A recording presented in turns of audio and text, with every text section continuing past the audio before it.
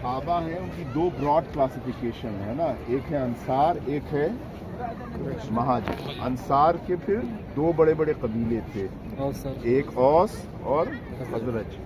تو یہ خزرج کے جو سردار تھے سعد بن عبادہ رضی اللہ تعالیٰ عنہ, ان کا یہ ہے, ٹھیک ہے نا, ان کا کیا ہے, ان کا گھر, ان کا باغ جو ہے یہاں, یہی وہ جگہ تھی جہاں پر رسول صلی اللہ علیہ وسلم کے انتقال کے بعد دیور ڈیسائیڈنگ کہ ہم انصار جو ہے ہم جو ہے خلیفہ ہمیں ہونا چاہیے.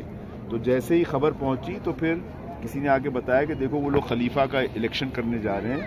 تو ابو بکر رضی اللہ تعالیٰ عنہ اور عمر رضی اللہ تعالیٰ عنہ اور ابو عبیدہ بن جراح رضی اللہ تعالیٰ عنہ, یہ تین آدمی آئے دوڑے ہوئے, اور پھر یہاں پھر جو ہے وہ ابو بکر رضی اللہ تعالیٰ عنہ نے کنونس کیا انصار کو کہ بھائی جو خلافت ہے وہ رسول صلی اللہ علیہ وسلم نے یہ فرمایا ہے کہ قریش میں ہی ہونی چاہیے. اور ویری امپورٹنٹ ڈیسیشن دیکھیں یہ انہوں نے کیا کہا, انہوں نے کہا کہ بھائی تم لوگ اب یہاں پہ ہم لوگ تین آدمی ہیں. ابو بکر رضی اللہ نے کہا کہ عمر کو یا ابو عبیدہ بن جراح میں سے دونوں میں سے کسی کو الیکٹ کر لو, لیو می. لیکن ظاہر سی بات ہے سب کو معلوم تھا کہ ان کا درجہ سب سے زیادہ ہے, تو کھٹ سے حضرت عمر نے ان کا ہاتھ اوپر کر دیا. اس کے بعد وہ جو ہے ان کا الیکشن ہوا.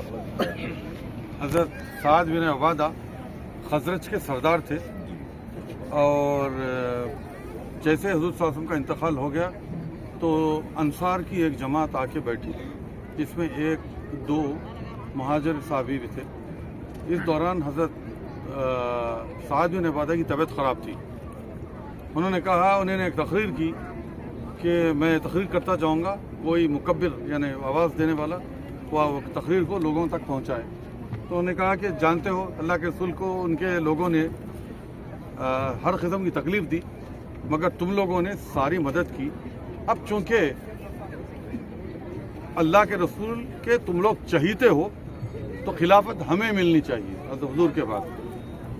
تو ایک صحابی نے اٹھ کر کہا کہ اگر قریش مطالبہ کریں, تو انہوں نے کہا, دوسرے صحابی نے کہا ٹھیک ہے ایک ان میں سے ہو ایک ہم میں سے ہو.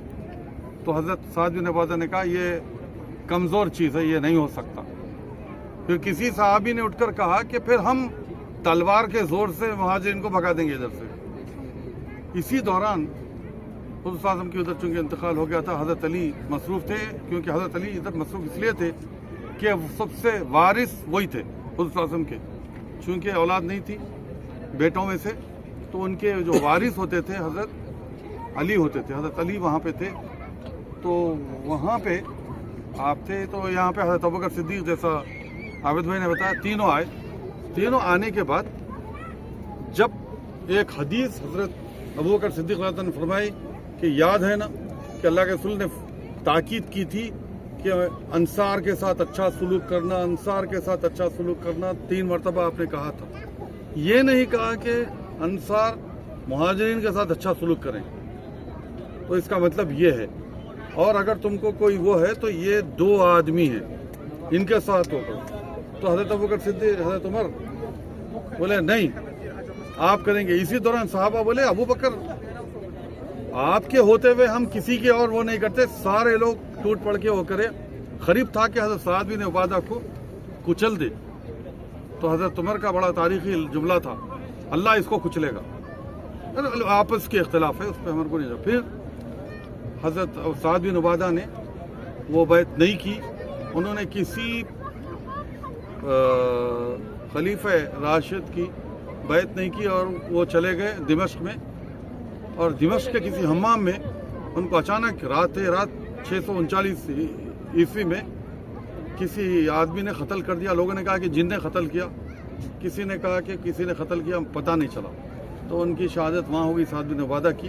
یہاں پہ حضرت ابوبکر صدیق کے دور میں جب ان کو کہا گیا کہ جا کے ان کو بلا کے لا کے وہ مطلب بیعت کے لیے آمادہ کرو, تو ایک صحابی نے کہا کہ بھائی اگر آپ وہ کریں گے تو وہ انکار کریں گے, پھر خزرجی آپ کے خلاف ہوں گے, پھر ایک نیا فتنہ ہوگا. تو ایک آدمی اگر نہیں کر رہا ہے تو اس کی کوئی بات نہیں ہے. تو حضرت ابوبکر صدیق نے, حضرت عمر نے کبھی ان کے بیعت کے لیے ان کو اصرار نہیں کیا, ویسی چھوڑ دیے اور وہ ادھر چلے گئے. یہ سقیفہ بنی سعدہ وہ گھر تھا. اور اس کے بعد اپنی موت تک کسی صحابی نے یہ واقعے کا کوئی ذکر نہیں کیا.